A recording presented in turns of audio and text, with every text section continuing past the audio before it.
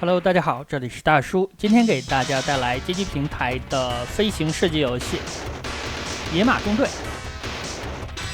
野马中队是本作的一个约定俗成的称呼，那实际上这款游戏叫做自由战士，日版的话叫做幽灵战机。在街机平台用 P47 命名的飞行射击游戏一共有3款，我感觉还是比较容易弄混的。3款游戏里边，本作出品于1988年，这个年份很早了，35年前的游戏。第2款是1990年出品的《野马战机》。那款游戏之前给大家录制过，还有一款是1995年出品的《王牌战士》。3款作品里边难度最低的应该就是我录制过的《野马战机》，其次是本作。本作的难度是比较难，但还是不如1995年出品的 P47《王牌战士》。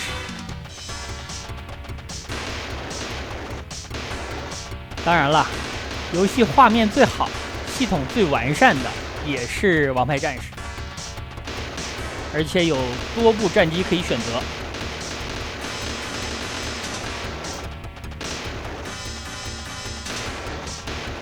3部作品里边，出品时间最早的本作，系统方面也是最简陋的，没有炸弹。昨天我给大家录制的游戏是《眼镜蛇指令》，那部作品里边也没有炸弹，出品的年代也很早，同样是上个世纪80年代末期的作品，同样是横版卷轴的飞行射击，也同样的没有炸弹。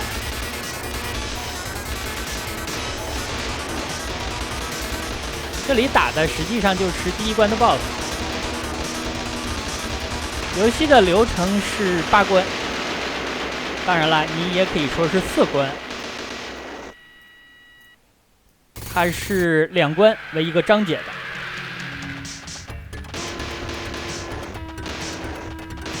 这里的画面虽然像素不多，但是很有氛围感。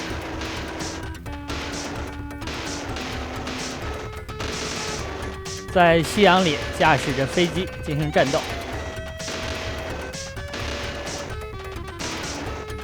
游戏虽然没有炸弹，但也是有2个按键的，其中一个就是咱们的主武器，另外一个是副武器。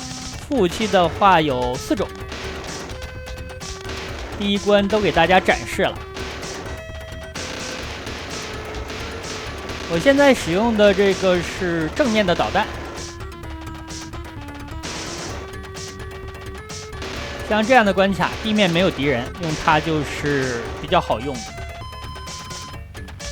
那其实游戏最常用的武器就是向下扔的炸弹，因为本作地面的敌人还是挺多的。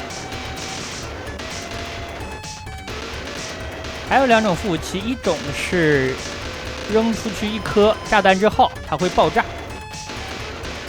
射击的角度只能是向前。我觉得是本作最废的武器了。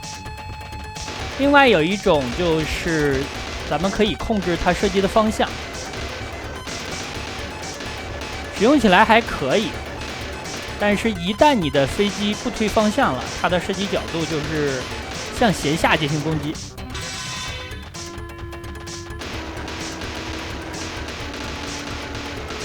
所以我比较常用的还是向下扔的炸弹。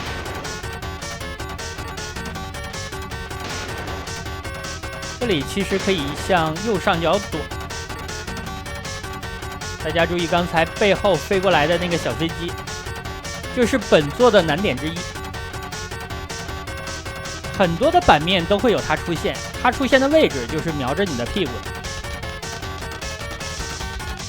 这也导致了很多情况下我不敢贴着屏幕的边缘，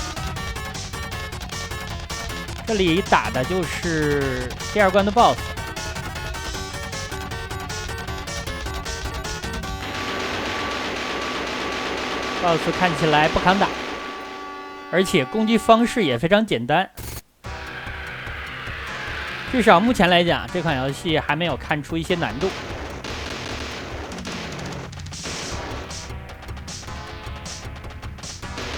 S 的话就是增加飞机的移动速度。我一般只吃1个。下面那个摩托好猛啊，自己从山崖上跳下去了。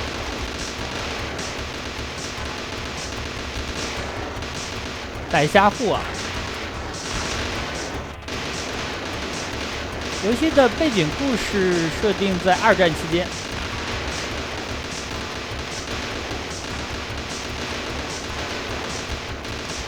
所以那个年代就有鬼火少年了呀。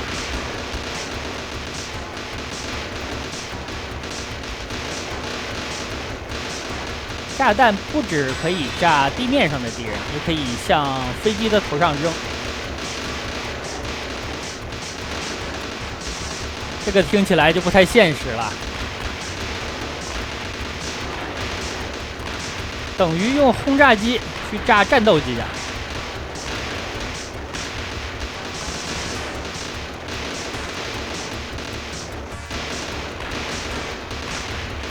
场景上的地面还有墙壁，咱们是不能撞的，撞到的话就没了。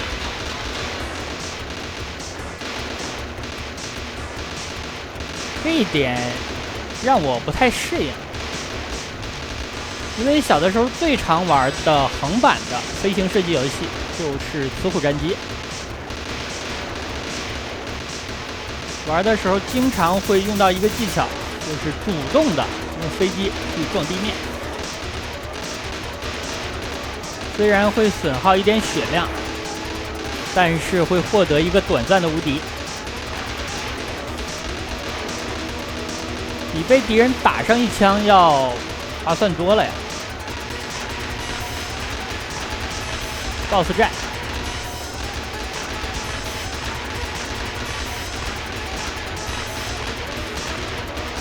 这个坦克它的主炮是连环炮吗？怎么射得这么快？我重装机兵都不敢这么玩啊！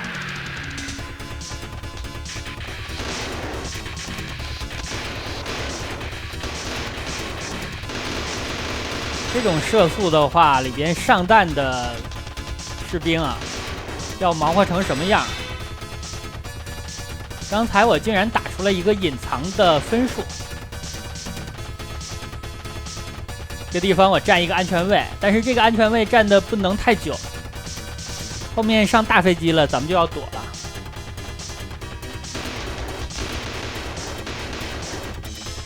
毕竟年代非常久远，还是有一些漏洞可以钻的。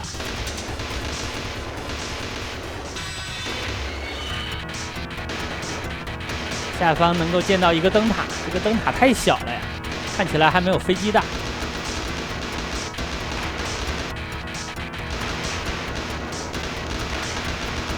游戏当中的很多场景还有敌人，真的十分让我容易联想起《雌虎战机》。当然，《雌虎战机》的出品时间要稍晚一点，所以画面比本作也要更好一些。那最关键的就是《雌虎战机》的系统更加丰富，还有商店。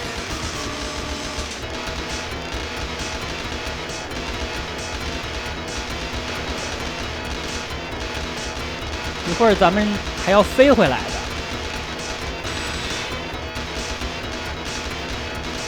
这个 BOSS 就非常像《雌虎战机》的第3关 BOSS。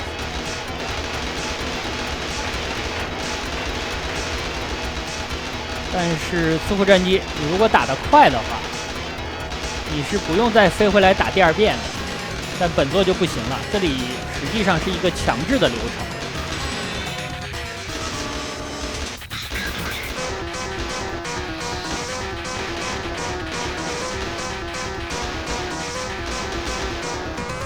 用炸弹来打这样的 BOSS 是最划算的。输出也是最高的。而且游戏在不断的给你暗示啊，已经给了好多炸弹这个服务器了。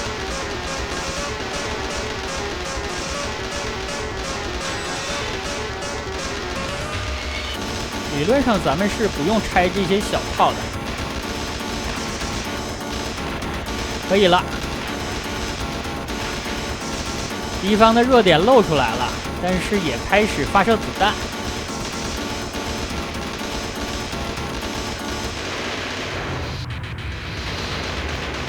游戏的 BOSS 就这么几种：船、坦克还有飞机。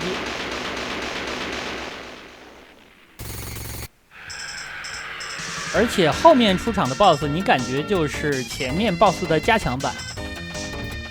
贴图都差不多的，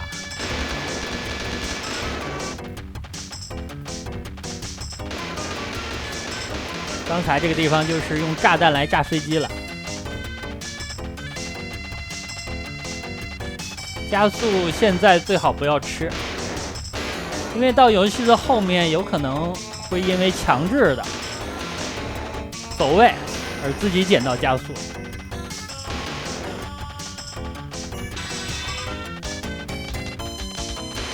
这个服务器的输出还可以，如果游戏玩的纯熟的话，这个服务器也是非常好用的，使用起来非常灵活，并且如果你控制的好，对你的射击的死角也有一个覆盖。但是很遗憾啊，后面的关卡需要走位的地方太多了，不大好控制服务器的射击方向，所以这关既然没有地面上的敌人，我就使用了比较泛用性的向前的导弹了。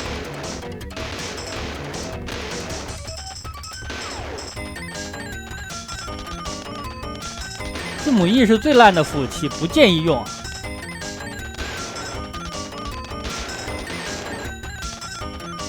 可以管它叫开花弹。你把它扔出去半天，它才会爆开。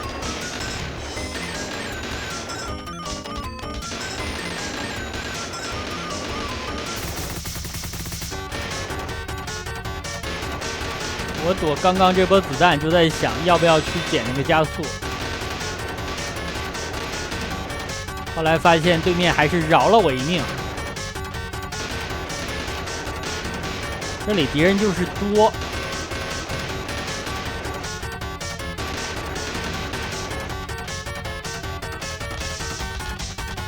BOSS 是一大一小两个飞机，大的飞机之前就出场过。我这里没有导弹了，但是也可以利用一下咱们的服务器，离近一点打，这样飞机一侧出来的4个导弹会瞬间击中 BOSS。这地方的规律性就比较强了。到最上面还是要躲一下的 ，BOSS 肯定要来一发3项的子弹。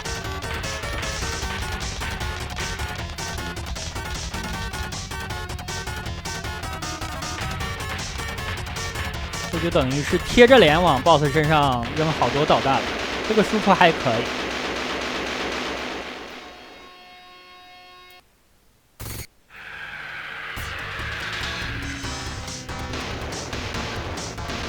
打到这儿算是第6关吧，毕竟它每个章节之间是有分数结算的。从本关开始难度就比较高了。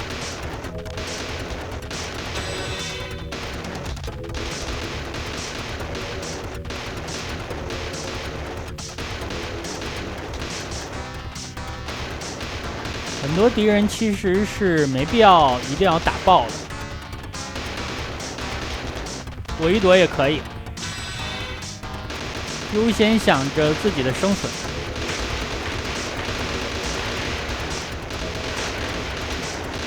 其实游戏里边最可怕的不是敌方的子弹，而是这些飞机。挂的时候，大部分的情况都是被对面的飞机撞到，尤其是后面出场的很多小飞机。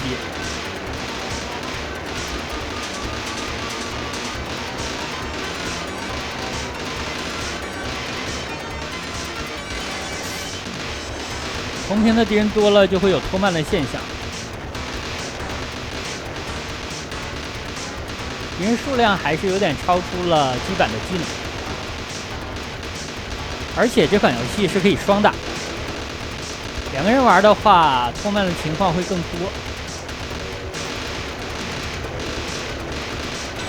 但实际上游戏也会变得更简单啊。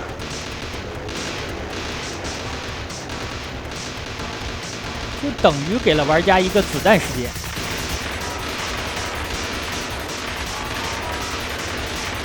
打这种飞机，咱们就坚持原来的线路，反正它只会向前发射子弹。就是坦克这个 BOSS， 这回这个 BOSS 的子弹比之前要凶猛一点，主炮射的还是那么快。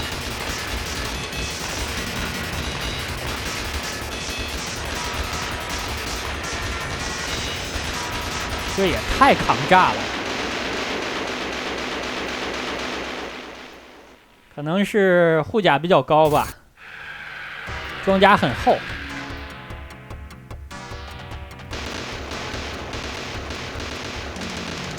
就是这种小飞机，这是我最害怕的敌人。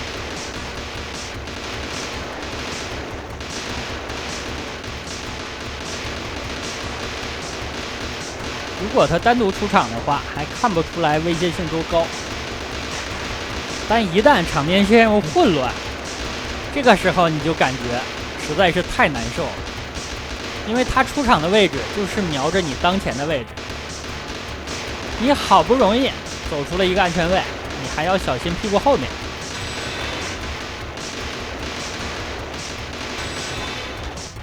这个副武器我是被逼吃到的，我不想捡。但没办法了，所谓被赶到那儿了。这个也是一样。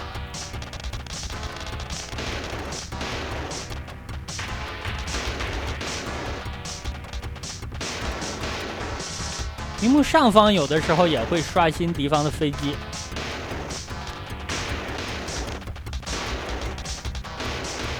这个 BOSS 之前出场过第1关的，难度不高。我现在在尽力的调整我的射击角度，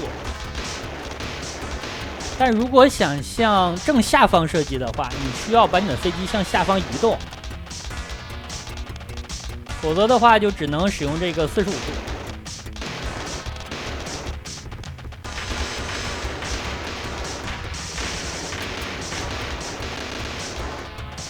和炸弹相比，它的输出就不是那么猛。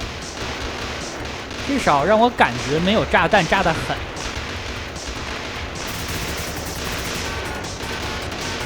这里小飞机开始出场，大家注意它刷新的位置，就非常讨厌。我还要躲着前面的飞机，还有子弹，还要注意后面随时刷新的小飞机，导致你的移动范围受限。坦克这个 BOSS 还算是比较容易对付。本作的特点就是 BOSS 不难，但是流程难。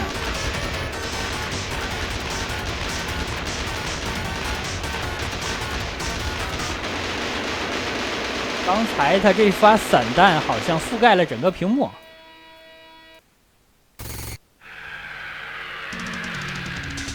这里就是最终关了。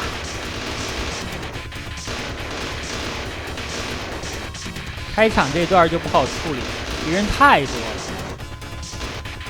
感觉这款游戏的前5关还有最后3关完全不是一款游戏。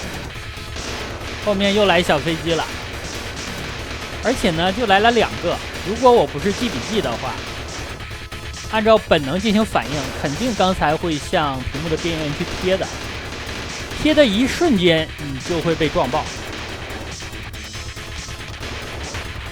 虽然游戏的前方也会出现敌人，但是前面出现的敌人，咱们有子弹覆盖，还算是好处理。有可能飞机还没出现就已经被打爆了，但是后面的就没办法。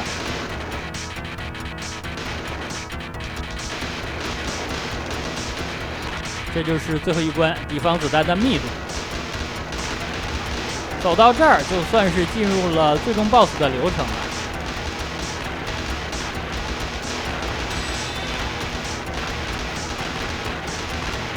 最终 BOSS 的强度也是比较高。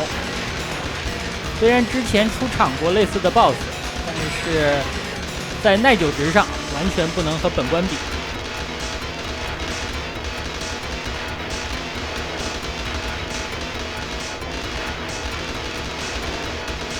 这里如果只有 BOSS 的话，还是比较好对付。关键就是会出现很多飞机捣乱。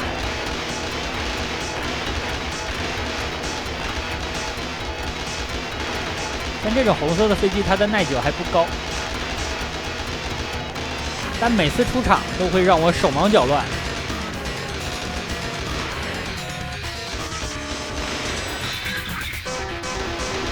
这里也是疯狂的提示玩家使用哪个服务器，已经给了好几个了。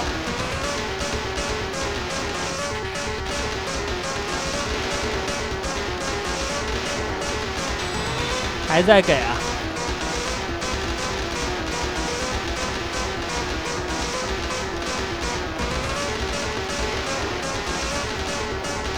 最讨厌的一个敌人就是下方这个炮台，它的子弹覆盖面积很大。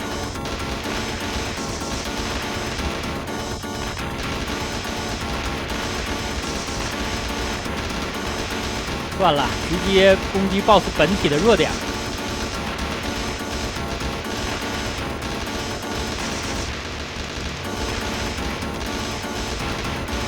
灯灭了的话，就是已经打完了。还有2层，最后1层，这样的话就通关了。那好吧，这样一款街机平台的飞行射击游戏，第4期《浮城野马中队》就给大家录制到这儿，感谢大家收看，咱们下个游戏再见。